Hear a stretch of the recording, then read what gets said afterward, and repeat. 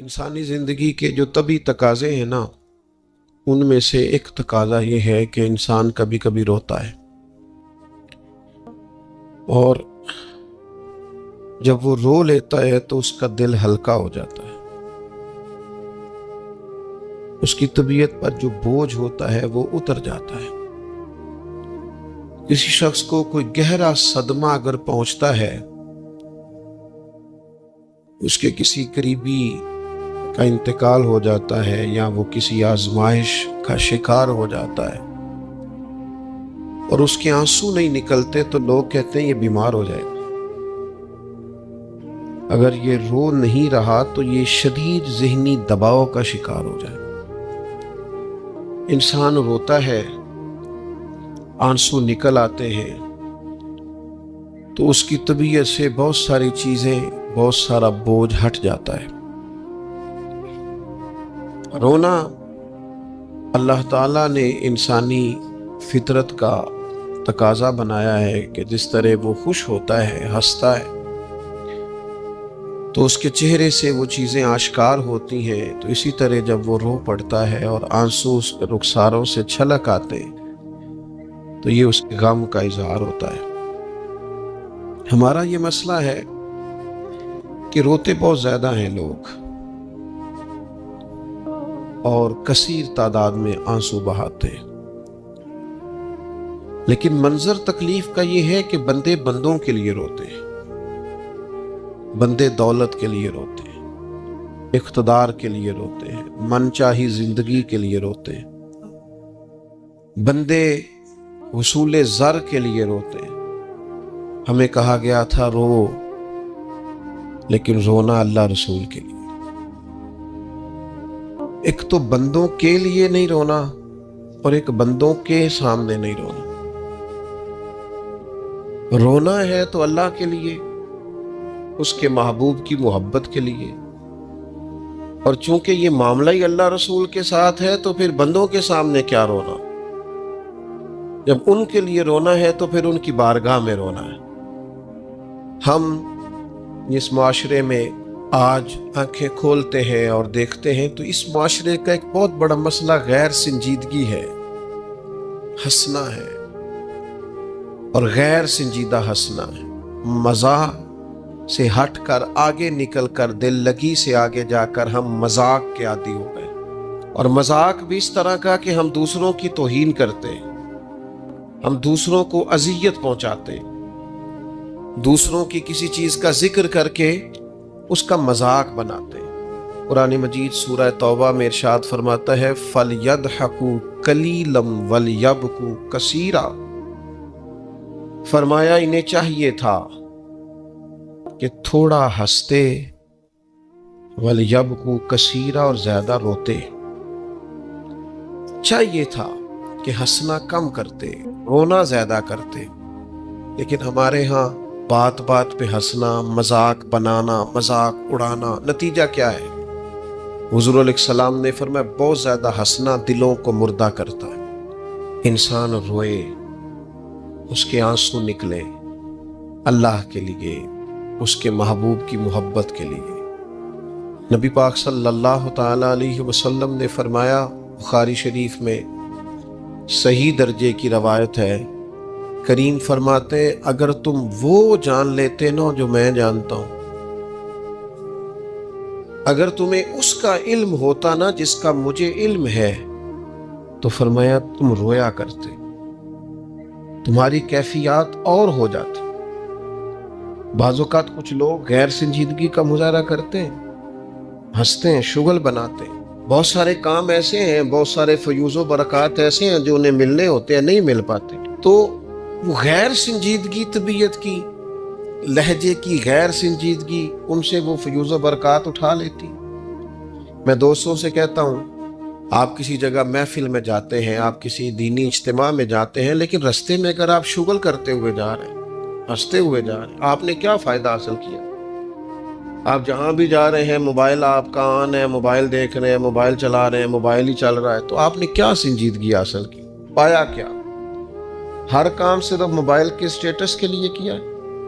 تم اگر وہ جان لیتے جو میں جانتا ہوں، اصحاب صفا کے پاس قرآن مجید کی کوئی آیت تلاوت کی گئی تو وہ رونے لگے، صحابہ رو پڑتے تھے، اللہ کے خوف سے، خشیت سے رو پڑتے تھے۔ کوئی آیت تلاوت کی گئی، اصحاب صفا رو پڑے، ان کو روتا دیکھ کر حضور بھی آئے اور اللہ کے رسول کی آنکھوں میں بھی آنسو۔ اور پھر اللہ کے حبیب علیہ السلام نے اس عمل کا اظہار فرمایا۔ حضور فرمانے لگے، جو آنکھیں رب کے خوف سے آنسو بہاتی ہیں نا، ان کو اللہ پھر دوزخ پر حرام کر دیتا، پھر وہ جہنم میں نہیں جائے گا۔ اللہ کے خوف سے چھلک پڑی، جذبات ابل کر باہر آ گئے۔ سعادت مند لوگ ہوتے ہیں، سعادت مند۔ نبی پاک علیہ السلام نے فرمایا، ترمذی میں موجود ہے، حضور فرماتے ہیں 3 باتیں خوشبختی کی علامت ہے۔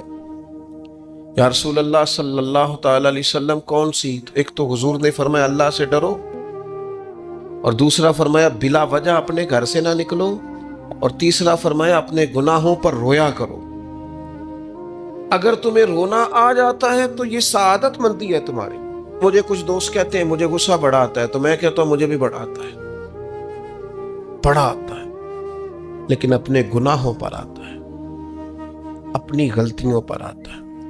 مجھے زندگی میں جتنا غصہ آیا ہے اپنی کوتاہیوں پر آیا، جہاں جہاں مجھ سے سستیاں ہوئی ہیں مجھے ان پر غصہ آتا ہے۔ اور جب اپنے آپ پر غصے سے فارغ ہوں گے تو کسی اور پر بھی کر لیں گے۔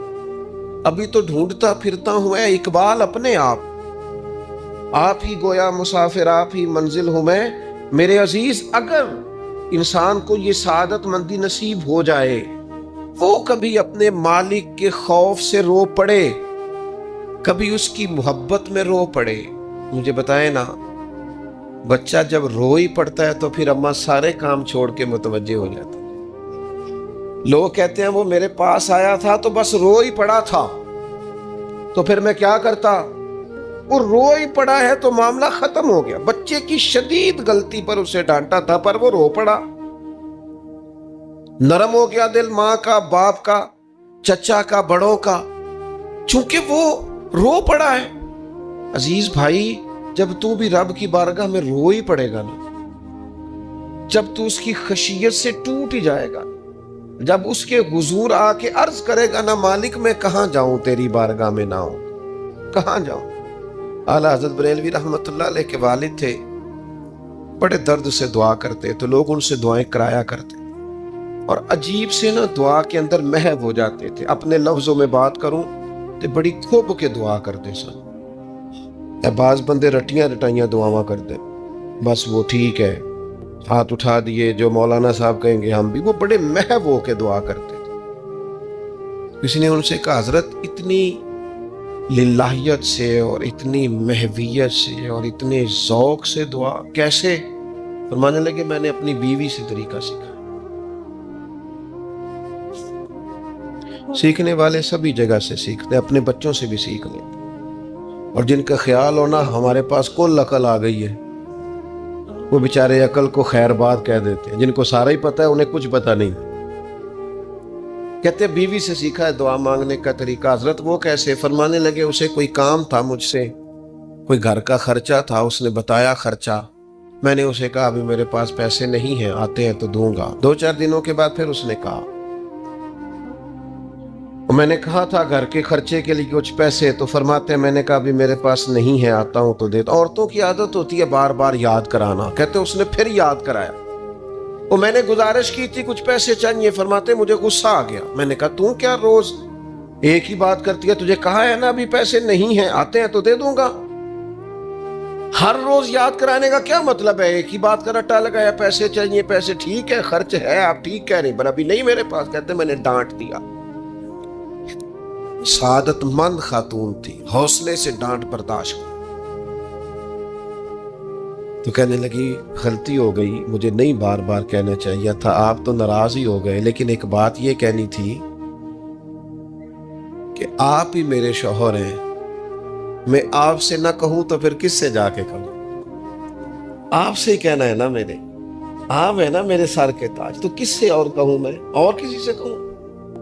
شیخ فرماتے ہیں میرے ہاتھ میں کچھ چیز تھی، ہاتھ کانپا، وہ چیز گری، چھم چھم میرے آنسو ٹپکے، छम छम मैं रो पड़ा। तो खातून कहने लगी, आप क्यों रोए, क्या हुआ? तो फरमाने लगे, मुझे तो रब से मांगने का तरीका तूने सिखा दिया। जब मैं उसकी बारगाह में अर्ज करूंगा ना, मालिक बड़े दरवाजों पे गया हूं, कोई नहीं मेरी सुनता, बड़े दर्द के साथ मैंने कहा है पर फरियाद को कोई नहीं पहुंचा।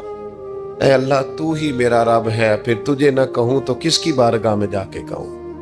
मैं बीमार हूं और शिफाओं के लिए तरस गया, मैं मकरूज हूं और जान छुड़ाने के लिए तरस गया, मैं कमजोर हूं और सआदत पाने को तरस गया, मैं बेकैफ हूं और सजदों की लज्जत के लिए बेचैन हो गया हूं, मैं बेकैफ हूं और चाहता हूं मेरा कुरान पाक की तिलावत से दिल लगे। पर मालिक, जब तौफीक तू देने वाला है तो फिर तुझसे ना कहूं तो मैं किससे जाके कहूं। नबी पाक सल्लल्लाहु ताला अलैहि वसल्लम ने फरमाया, दो आंखें दोज़ख में नहीं जाएंगी। या रसूलुल्लाह सल्लल्लाहु अलैहि वसल्लम, इतना करम, वो दो आंखें कौन सी हैं? फरमाया, एक वो जो अल्लाह की राह में रात जागती रही, किसी सरहद पर पहरा दिया, कोई ड्यूटी की, कोई खिदमत की, राह खुदा में, जो आंखें बेदार रही राह खुदा में, दोज़ख में नहीं जाएंगी।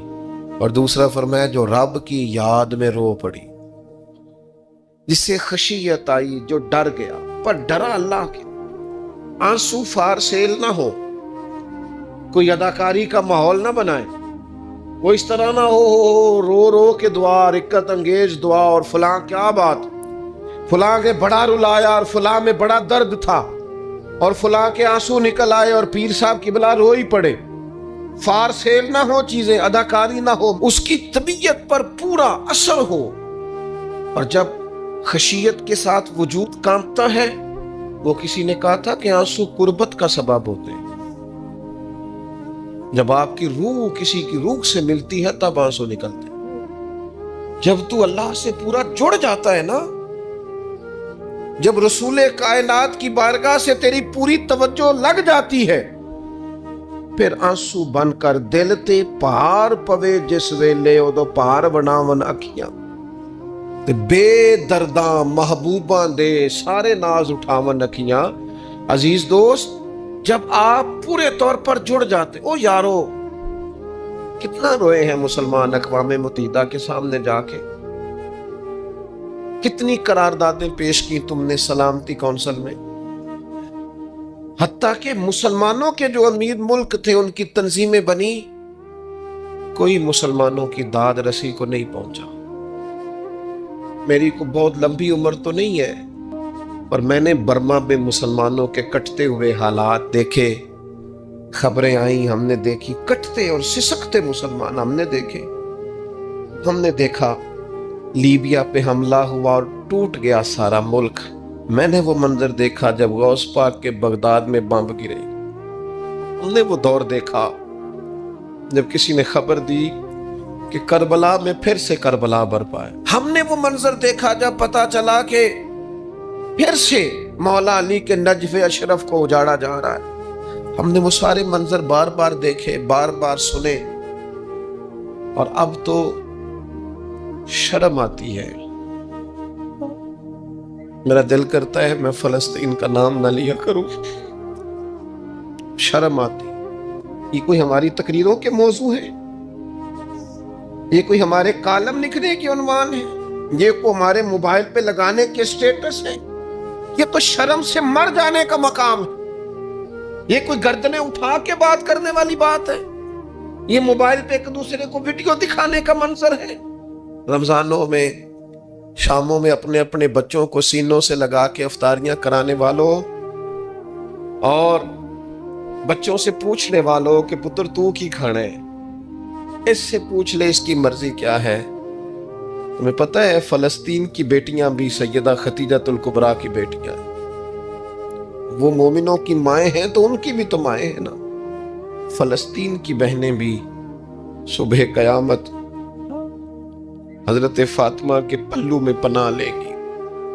नबी पाक सल्लल्लाहु ताला अलैहि वसल्लम ने फरमाया, मन अज़ा मुस्लिमन फकद अज़ानी। میں کیسے وہ بات آپ کے دلوں تک اتاروں کہ حضور نے فرمایا جب میرے مسلمان کو تکلیف ہوتی ہے تو مجھے تکلیف ہوتی ہے، مجھے درد ہوتا ہے۔ اس رسول کی امت جو کافروں کی رسیاں زور سے باندھی جائیں تو حضور فرمائیں ڈھیلی کر دو، یہ ہائے ہائے کرتے ہیں تو مجھے نیند نہیں آتی۔ اگر بدر میں قیدی بنا کے لایا گیا کافر ہائے ہائے کرے تو حضور کو نیند نہیں آتی، تو مجھے بتاؤ کہ فلسطین کی بیٹیاں ہائے ہائے کرتی ہیں تو گنبد خضرا میں محبوب کو آرام ہے؟ میرے عزیز، بے حسی کی زندگی، چھوٹے موٹے بیانات، تو بھی کہہ دے تھوڑا سا، فلانے کا بیان نہیں آیا، کیا کرنا ہے بیان دے کے، کیا بات کرنی ہے تذکرہ کر کے؟ دوستو آؤ، رو کے دیکھ لیا ساری دنیا کے سامنے، کچھ رب کے سامنے رو کے نہ دیکھ لے؟ اب اسے کہے نا، اب حضور کی بارگاہ میں عرض کر کے نہ دیکھ لے کہ تجھ سے فریاد ہے اے گنبد خضرا والے، اب کعبے والوں کو ستاتے ہیں کلیسا والے، اور کی اگر تو نے دل مسلم کی دل جوئی نہیں، پھر ہمیں تانا دیں گے بت کہ مسلم کا خدا کوئی نہیں۔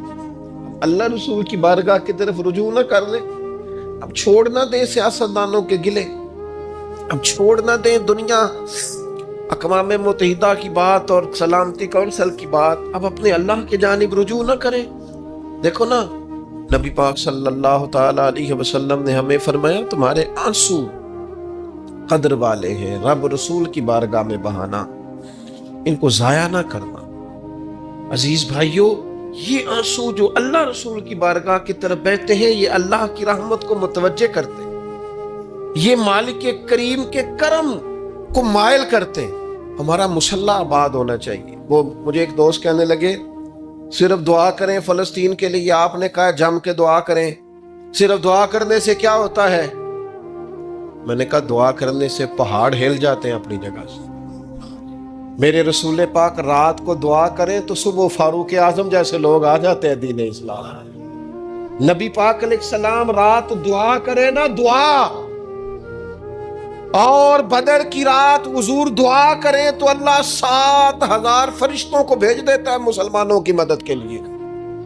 صحابہ فرماتے ہیں میدان بدر میں ہم کسی کو قتل کرنا چاہتے تھے لیکن اس کی گردن پہلے سے کٹ کے گر جاتی تھی، فرشتے آئے ہوئے تھے۔ آج ہمارے ساتھ اللہ کی مدد ناراض ہو گئی ہے، ہم سے رب کی مدد ناراض ہے۔ ہماری مجموعی غلطیاں، قومی کوتاہیاں، بددیانتیاں، رشوت خوریاں، ہمارے جھوٹ، ہماری بد اخلاقیاں، مجموعی طور پر سوسائٹی کی مادہ پرستی، اخلاقی رویوں کی گراوٹ، لوٹنا، اپنا حصہ وصول کرنا، جگہ جگہ پہ کمیشن مقرر کرنے، ہر شخص کا ذات کے لیے سوچنا، اللہ کی مدد پھر روٹ جایا کرتی ہے، ناراض ہو جایا کرتی ہے۔ سب سے ضروری کام یہ ہے، سب سے ضروری کام کہ اللہ کی مدد شامل ہو۔ سب سے، ایک صحابی تھے، ایک جگہ انہیں شہید کیا جا رہا تھا، تو کافر چاہتے تھے کہ ہم ان کی لاش کو معاذ اللہ ثم معاذ اللہ بے حرمتی کریں۔ انہوں نے عرض کی مالک تو میرا مددگار ہے، اس بیابان جنگل میں میری مدد کرنا۔ شہد کی مکھیاں آ گئیں، ان کے پورے وجود کو چھپا لیا، کوئی چیز قریب آئی نہیں، اور لوگ کہتے ہیں مکھی اٹھ کے بیٹھے تو زخمی کر دیتی ہے، لیکن وہ اٹھ کے گئیں تو وجود پہلے سے زیادہ تر و تازہ تھا۔ اللہ نے محفوظ کر لیا وجود ان لوگوں کا، اللہ نے حفاظت فرمائی، اللہ کی مدد شامل تھی، اللہ کی مدد۔ ایٹم بم تم نے بنا لیے، ہتھیار تم نے سجا لیے، دولتیں تم نے جمع کر لی، بڑے بڑے تم نے ادارے قائم کیے، اب ایک کوشش اور بھی کرو، رب رسول کی بارگاہ میں رو تاکہ تمہیں اللہ کی مدد بھی ملے، تمہارے اندر حوصلہ بھی پیدا ہو، تمہارے اندر شعور بھی بلند ہو، اپنی ذات سے اٹھ کر سوچنے کی تمہیں طاقت بھی میسر آئے۔ میرے عزیز، اگر اس کی بارگاہ میں رونا آ جائے نا، اس کی بارگاہ میں اسے منانا آ جائے تو پھر تو کیفیات ہی کچھ اور ہو جاتی ہیں۔ کتنا کو روئیں بھلا؟ حضور فرماتے ہیں بہت لمبا تم نہ بھی نہ رونا، اگر مکھی کے یا مچھر کے پر کے برابر بھی تمہارے آنسو نکل گئے نا، میں اب اس سے زیادہ کیا آپ کی بارگاہ میں بات عرض کروں۔ حضور فرماتے ہیں ایک مکھی اور مچھر کے پر کے برابر بھی تیری آنکھ سے آنسو نکل آیا، شرط یہ ہے نکلے ریاکاری کے لیے نہیں، نکلے اللہ کی رضا کے لیے، اس کی خشیت میں نکلے۔ فرمایا اگر مکھی کے پر کے برابر بھی تو رو پڑا تو اللہ تعالیٰ تیرے لیے دوزخ سے آزادی لکھ دے گا۔ اور نبی پاک صلی اللہ تعالیٰ علیہ وسلم نے بیان فرمایا ہے، حضور فرماتے جو اللہ کے خوف سے رو پڑے نا، جس طرح بھینس بکری گائے کے تھنوں سے نکلا ہوا دودھ دوبارہ تھنوں میں نہیں نہ جاتا، اسی طرح جو رب کی یاد میں رو پڑے وہ دوزخ میں نہیں جاتا۔ یہ مثال دیکھیں کیسی دی حضور نے سمجھانے کی۔ اگر کبھی رونا آئے اس کے لیے تنہائی کا انتخاب کریں، مجموع میں نہیں۔ ایک بندے کو حضرت عمر نے مجمع میں روتا دیکھا تو فرمایا یہ کام تو اکیلے میں کرتا، تیرے لیے برکت والا ہو، تیرے آنسو نکلے، تیرے رخساروں پہ بہیں۔ اور شیر خدا تو شیر ہے نا، حضرت مولا علی شیر خدا فرماتے ہیں اگر تیری آنکھوں سے کبھی آنسو نکلے نا اللہ کی یاد میں، حضور کی محبت میں، تو فرمایا ان آنسوؤں کو پوچھنا نا، ان کو چہرے سے صاف نہ کرنا، یہ تو آنسو اس قابل ہیں کہ تیرے رخساروں پہ رہیں، یہ تو روشنی ہے تیرے چہرے کی، ان کو پوچھنا نا۔ حضرت علی رضی اللہ تعالیٰ عنہ نصیحت کرتے ہیں انہیں رہنے دے، یہ آنسو بڑا قیمتی ہے، یہ نکلا تیری آنکھ سے ہے پر کسی کا ہو کے نکلا ہے، نکلا تیری آنکھ سے ہے پر کسی کے لیے نکلا، نکلا تیری آنکھ سے ہے پر اس نے تجھے بتایا ہے کہ تیرے وجود میں، تیری دھڑکنوں میں، تیرے جذبات میں کسی اور کا بھی حصہ ہے۔ یہ رب رسول کی رضا کے لیے چھلکا ہے۔ وہ حضرت شیخ سعدی رحمت اللہ تعالی علیہ، آپ مہمان نواز بڑے تھے حضرت سعدی۔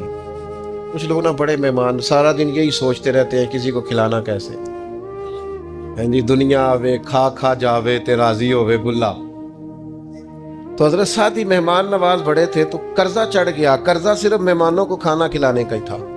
تو ایک دن سارے ہی قرض کھا کے بیٹھ کے کہنے لگا بابا پیسے دیں گے تو جائیں گے، پیسے رکھ، سب جھگڑا کر رہے ہیں۔ حضرت سعدی کہتے ہیں وہ مطالبہ کر رہے ہیں پیسے دو اور مجھے ٹینشن ہے، ان کو کھلایا پلایا کچھ نہیں۔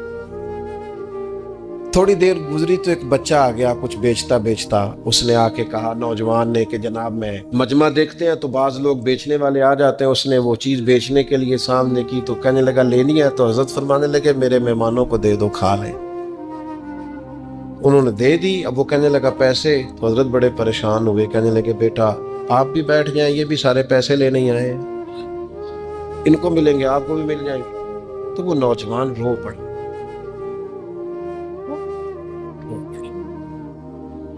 کہنے لگا حضرت صاحب میں تو یتیم ہوں، بہنیں اور ماں انتظار کر رہی۔ حضرت بڑے پریشان ہوئے، یہ کیا ہو گیا؟ فٹافٹ سوچنے لگے کہیں سے بندوبست ہو اور اس کو میں فارغ کروں۔ وہیں بیٹھے تھے کہ ایک عقیدت مند نذرانہ لے کے آئے، ڈھیر سارا نذرانہ پیش کیا، حضور میرا دل کرتا ہے، اور حضور کا فرمان ہے جو بن مانگے ملے وہ اللہ کی طرف سے، اسے قبول کرو جو بغیر چاہت کے آئے۔ تو اس نے نظر پیش کی تو وہ ڈھیر سارا نذرانہ تھا، حضرت نے جن کے پیسے دینے تھے سب کو دیے، اس کو بھی دیے، سب قرضے ادا کر کے بھی تھوڑے سے بچ گئے۔ تو ایک بندہ صاحب دل تھا، کہنے لگا حضرت ہم بڑے دنوں سے آ رہے تھے، پیسے نہیں مل رہے تھے، آج کیسے مل گئے؟ فرمانے لگے تم میں کو رونے والا کوئی نہیں تھا، ایک بھی رونے والا ہو تو باقیوں کا کام بھی